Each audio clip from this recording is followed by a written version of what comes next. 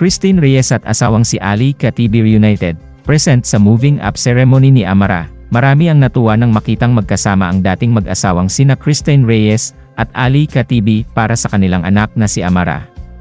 Kahapon May 31 Biyernes, ibinahagi ng aktres ang mga larawan na kuha mula sa naganap na moving up ceremony ni Amara sa kanyang Instagram account. Makikita sa mga larawan na may mga hawak na certificates ang anak ni Christine ng kanyang awards na natanggap. Bukod pa rito ay may video rin na nasa stage si Amara na super happy kasama ang kanyang mga kaklase.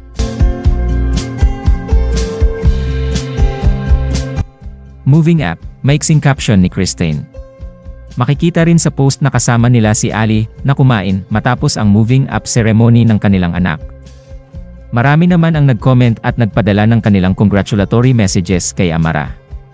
Matatanda ang 2015 nang ipanganak ni Christine si Amara. Matapos ang isang taon ay ikinasal na sila ni Ali. Makalipas ang ilang taon ay naghiwalay na sila Christine at Ali.